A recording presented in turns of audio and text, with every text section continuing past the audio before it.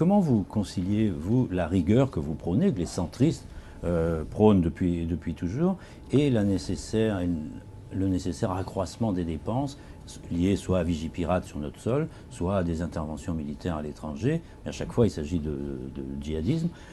Comment vous conciliez tout ça? En matière de défense, on est face à une équation extrêmement compliquée, hein. Il manque 3 milliards d'euros au budget de la défense. Alors la vente des Rafales annoncée va nous faciliter un peu la tâche puisque la France ne va plus être obligée de commander des Rafales chaque année pendant un certain nombre d'années. Donc grosso modo, le budget de la défense va récupérer un ballon d'oxygène d'environ 1 milliard. C'est-à-dire que, pour que les gens comprennent, parce que sinon c'est incompréhensible, Dassault explique que s'ils ne construisent pas 11 Rafales par an, ils arrêtent les chaînes de production. Donc grosso modo, chaque année, la France était obligée d'acheter 11 Rafales. Et donc on a construit une loi de programmation militaire, j'avais fait la même chose en 2007, où on part sur l'hypothèse qu'on va enfin vendre des Rafales, et donc on peut se permettre de ne plus commander de Rafales pendant un certain temps pour commander d'autres équipements. Donc le fait de cette bonne nouvelle Égypte et Inde va permettre en effet au gouvernement de réduire d'1 milliard d'euros les commandes militaires sur l'avion pour les affecter à autre chose. Mais il manque 3 milliards, donc il va encore manquer 2 milliards. Et je dis qu'il y a 2 exercices auxquels nous devrons nous livrer. Le premier, c'est celui de repenser le format de l'armée française au sens de la construction d'un système où on arrête de raconter des histoires à nos compatriotes.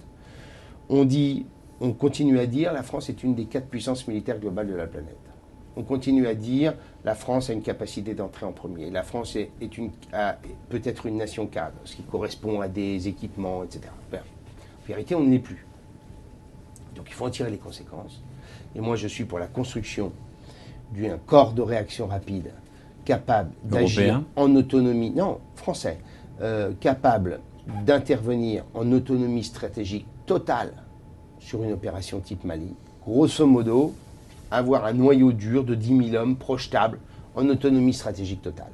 Et que sur le reste, comme les autres pays européens, puisque nous intervenons en alliance, nous soyons en mesure de donner des briques capacitaires, en disant voilà, on est capable de faire ceci, cela, dans le cadre d'une opération multinationale. Ça, c'est le premier sujet. Repenser la construction de l'armée française. Et puis le deuxième, donc un corps expéditionnaire d'un côté, et de l'autre, après des briques capacitaires. Et non plus raconter qu'on est capable de tout faire. Bien. Et deuxième sujet, c'est le nucléaire. Au rythme où nous sommes partis, compte tenu de la nouvelle génération des sous-marins nucléaires lanceurs d'engins, de la rénovation à mi-vie de la force aérienne, on va arriver à des crédits d'équipement consacrés au nucléaire qui vont représenter 40% de la Corée du Nord. Ça, c'est pas possible. Donc il faut réduire. Et donc, il faut que le prochain... Mais je peux vous le dire, c'est écrit. Vous pourrez me réinviter si je suis encore en vie en 2017. Le prochain président de la République sera obligé de supprimer la composante aérienne parce que sinon l'équation sera un déséquilibre complet entre le nucléaire et les forces conventionnelles. À moins que la croissance soit tellement revenue qu'on puisse permettre de maintenir le tout. On va revenir aussi sur les Rafales. Oui, c'est sur le point d'être vendu à l'Inde.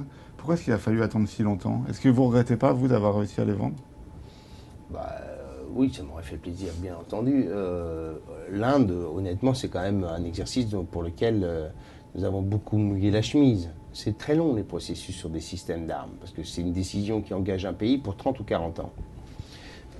Et donc, sur l'Inde, pour tout vous dire, c'est moi qui ai récupéré Dassault par les cheveux au moment de l'appel d'offres, en 2007.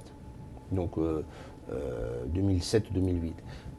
Donc, honnêtement, le boulot, on l'a fait en amont. Donc, c'est François Hollande qui en récupère les fruits, tant mieux. Mais ça a été un exercice auquel moi j'ai beaucoup participé, qui a été aussi mené, bien entendu, par l'Élysée, comme toujours sur ces histoires-là. Mais, j'allais dire, c'est une victoire du Club France ou de l'équipe France.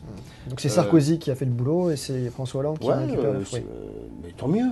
Mais les contrats d'armement, vous savez, c'est des histoires sur 10 ans en général. Hein, ça ne se construit pas en 2 ans. Sauf l'Égypte, qui a été la grande surprise.